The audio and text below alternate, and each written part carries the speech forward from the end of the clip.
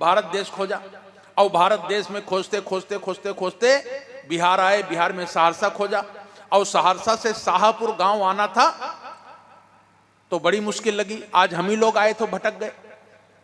धबौली से चले और ये क्या है, सौर बाजार पहुंचे, आना था इधर, चले गए उधर, और बैजनाथपुर से सहरसा की ओर मुड़ गए। हमारा नेट दिखा रहा था शाहपुर सहरसा के पास है। तब तक अरुण भाई का फोन गया, बोले भाई साहब हम तो यहाँ आ गए, आप हमसे पहले चले, अभी तक क्यों नहीं पहुंचे? तो हमने कहा बस हम बैजनाथपुर पहुंच गए, थोड़ा आगे पहुंचे, अभी पहुंच रहे हैं। अरे बोले वहां कहां चले गए? ये शाहपुर दूसरा है, साहा की ओर आइए। तब हमने नेट में साहा डाला तो पता चला, फिर वो वापस आए उल्टा, तब पहुंचे शाहपुर। तब तक यहाँ कलश यात्रा शुरू हो गई थी। तो नारद जी बड़े मुश्किल से शाहपुर गांव पहुंचे। गांव के बाहर देखा गोबर पड़ा था, गोबर को उलट के देखा तो एक कीड़ा था, गोबरीला। लेकिन उससे पूछने ही वाले थे, लेकिन उस कीड़े ने जैसे नारद जी को देखा वैसे बेचारा मर गया, प्राणांत हो गए। तो नारद जी बड़े विचलित हो गए, कीड़ा तो मर गया, बताएगा कौन? तो फिर भगवान विष्णु के पास गए, बोले साहब वो तो हमको देखते ही मर गया। तो बोले जाओ उसी गांव में चले जाना, एक यादव जी रहते हैं, उनकी गाय ने बछड़ा दिया है, उस बछड़े से जाके पूछना। तो फिर नारद जी आए, देखा यादव जी के दरवाजे पर गाय बंधी थी, गाय ने बछड़ा दिया था। तो बछड़े के पास गए, बछड़े के पास गए और जैसे बछड़े से पूछना चाह रहे थे कि संतों के दर्शन का क्या लाभ है, लेकिन नारद जी को जैसे बछड़ा देखा तो बछड़ा भी मर गया। तो नारद जी भागे, अरे यादव जी निकलेंगी, बाबा जी को देख के मेरा बछड़ा मर गया तो हालत खराब हो जाएगी। तो नारद जी फिर भगवान विष्णु के पास गए, बोले वो तो बछड़ा भी देखते हमको मर गया, उसने नहीं बताया कि संतों के दर्शन का क्या लाभ है। तो भगवान विष्णु मुस्कुराए, बोले जाओ उसी शाहपुर में जाओ, वहां के जो राजा हैं, राजा के घर में पुत्र रत्न की प्राप्ति हुई है, उस नवजात शिशु से पूछना जाके कि संतों के दर्शन का क्या लाभ है। तो नारद जी फिर आए, पता लगाया राजा के यहाँ, तो पता चला पुत्र रत्न तो मिला है, बधाई बज रही। तो बोले पुत्र से कैसे मिलेंगे, दर्शन कैसे होगा? बोले अभी नहीं होगा, 12 दिन के बाद, शुद्धिकरण के बाद, जब महारानी मंदिर जाएंगी बच्चे को प्रणाम कराने के लिए, तब दर्शन होगा। हमारे घरों की परंपरा थी, बच्चा पैदा होता था तो 12-14 दिन के बाद, शुद्धिकरण के बाद बच्चे को मंदिर ले जाते थे और वहां पुजारी से आशीर्वाद ले आते थे, मंदिर प्रणाम कराते थे। तो 12 दिन बाद नारद जी गए मंदिर में, डेरा जमाया कि मंदिर तो आएंगी महारानी बच्चे को लेकर के। 12 दिन बाद महारानी बच्चे को लेकर गई। तो नारद जी खंभे की ओट से देख रहे थे और डर भी रहे थे, कहीं जैसे वो कीड़ा मर गया मुझको देखते ही, बछड़ा मर गया बस देखते ही, ऐसे कहीं महारानी का बेटा मर गया तो मुझे फांसी हो जाएगी। तो खंभे की ओट से देख रहे थे। देखा महारानी की डोली आई, सखियों के साथ आई, मंदिर में गई, बच्चों को प्रणाम कराया, निकलने लगी तो नारद जी सामने खड़े हो गए, बोले महारानी जी अपने लाला के दर्शन मुझे भी करा दो, बच्चे का दर्शन करा दो। तो महारानी बोले संत महापुरुष हैं, चलो इनका प्रणाम करा लेते हैं। तो जैसे बच्चे का मुंह खोला तो बच्चा मुस्कुराया, बोले नारद जी, स्वामी जी डर क्यों रहे, पास में आकर बातचीत करिए, अपने दर्शन दीजिए, अब कोई मैं गोबरीला कीड़ा नहीं हूं जो मर जाऊंगा। तो नारद जी थोड़ा पास गए तो बच्चा बोला मुस्कुरा करके, अरे नारद जी पास में आइए, अपने दर्शन दीजिए, जो पूछना है पूछिए, मैं कोई गाय का बछड़ा नहीं हूं जो मर जाऊंगा। नारद जी को बड़ा आश्चर्य हुआ, पास में गए तो बालक ने मुस्कुरा कर कहा, हे नारद जी आपकी बड़ी कृपा है, आप कितने महान हैं, मैं ही गोबरीला कीड़ा था, लेकिन जब आपके दर्शन वहां हुए, आप जैसे संत के दर्शन पा करके मेरी मुक्ति हो गई उस योनि से, और मैं गाय का बछड़ा बना। वहां फिर आपने कृपा की और मुझे दर्शन दिया, और आपके दर्शन से उस योनि से भी मुझे मुक्ति मिली। अब मैं मनुष्य योनि में आ गया हूं, मरने वाला नहीं हूं, डरो मत। बोले मैं ही था। तब नारद जी को पता चला कि संतों के दर्शन का इतना पुण्य होता है कि व्यक्ति के जन्म जन्मांतरों के पाप छूट जाते हैं, समाप्त हो जाते हैं, और व्यक्ति की उत्तम गति हो जाती है। और संतों का अगर संग मिल जाए तो कहते हैं, संतों का संग मिल जाए तो बड़ी भगवान की महान कृपा होती है। संतों का संग मिल जाए, संतों का सत्संग मिल जाए तो कहते हैं जैसे ज्ञान गंगा में स्नान करते हैं, त्रिवेणी संगम में स्नान करने का फल मिलता है, वैसे ही संतों के सत्संग का फल मिलता है। क्योंकि संतों का जीवन जग जंगम कहा गया है। जो जग जंगम तीर्थराज प्रयाग उपस्थित हो जाता है, ज्ञान कर्म भक्ति की त्रिवेणी प्रवाहित होने लगती है जहां संतों का सत्संग होता है। भाइयों बहनों, सत्संग मिल जाए तो जीवन का उद्धार होता है। सत्संग बड़े भाग्य से मिलता है। कहा जाता है कि सत्संग जो करेंगे उनको जरूर कुछ ना कुछ मिल जाएगा। किसी ने कहा है, काजर की कोठरी में के तो ही सयानो जाए, काजर की एक न एक रेख जरूर ही लागे। पूरा कमरा काजल से पुता हो, आप कितना भी संभल के जाएंगे, कहीं ना कहीं तो काजल लगी जाएगा। सत्संग में जो आएंगे उनको कुछ ना कुछ तो जरूर मिल जाएगा। लेकिन सत्संग करना कैसे चाहिए? तो गोस्वामी तुलसीदास जी कहते हैं कि सुनि समुझहि जन मुदित मन, मज्जहि अति अनुराग। सुने, और केवल सुने नहीं कि इधर से सुना इधर निकाल दिया। सुने, सुन करके समझें, सुनि समुझें जन मुदित मन। और कैसे? बोले प्रसन्न मन से। ये नहीं जैसे पकड़ कर किसी ने बैठा दिया है। सुने समझे प्रसन्न मन से। और क्या करें? बोले मज्जहि अति अनुराग, स्नान करें, डूब करके सुने, स्नान करें। और जब सद्ज्ञान में डुबकी लगाएंगे तो 4 फल मिलते हैं। लहाहि 4 फल अछत तन साधु समाज प्रयाग। 4 फल मिलते हैं, धर्म अर्थ काम मोक्ष की प्राप्ति होती है, क्योंकि संतों का समाज तीर्थराज प्रयाग उपस्थित कर देता है। और ऐसी ज्ञान गंगा में जो डुबकी लगाते हैं उनका कल्याण होता है। लेकिन ध्यान रखना, जब हम सत्संग में बैठते हैं तो हमारी कुप्रवृत्तियां भागती हैं, पाप निकल करके भागते हैं। और जब भागते हैं तो क्या करते हैं? हलचल मचाते हैं। यहाँ कहाँ बैठ गए, ठंड में घर में होते तो कम्बल ओढ़ के बैठे होते और टीवी देख रहे होते। तो क्या करते हैं?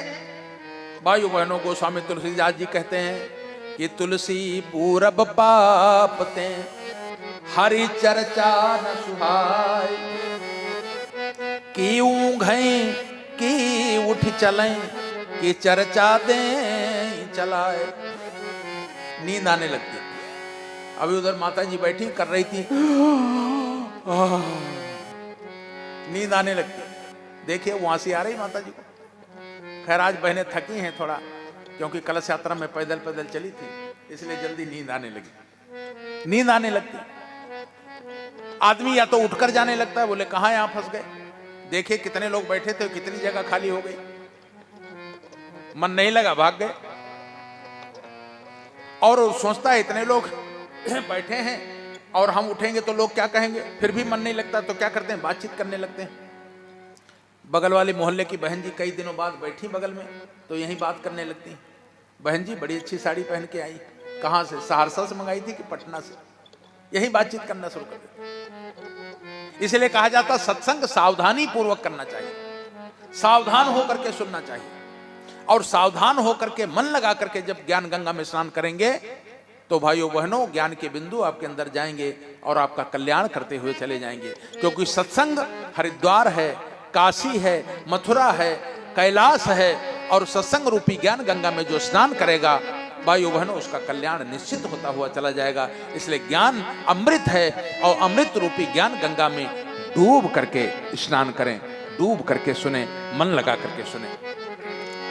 सत्संग है ज्ञान सरोवर, सत्संग है ज्ञान सरोवर, सुख की खान है बंदे, सत्संग से ही मिलते सचमुच भगवान है बंदे, भगवान है बंदे। सत्संग है ज्ञान सरोवर, सत्संग है ज्ञान सरोवर, सुख की खान है बंदे, सत्संग से ही मिलते सचमुच भगवान है बंदे, भगवान है बंदे।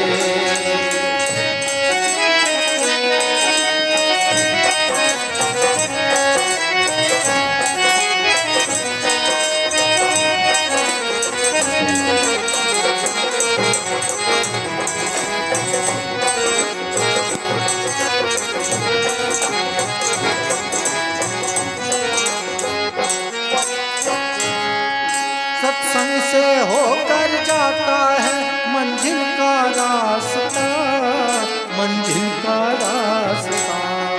सत्संग से होकर जाता है मंजिल का रास्ता, मंजिल का रास्ता।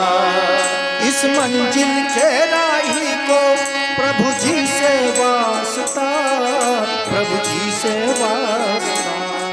इस मंजिल के राही को ही से वास्ता, प्रभु से ही वास्ता। सत्संग की बहती गंगा, ओ सत्संग की बहती गंगा, कर स्नान है बंदे, सत्संग से ही मिलते सचमुच भगवान है बंदे, भगवान है बंदे, सत्संग से ही मिलते सचमुच भगवान है बंदे, भगवान है बंदे।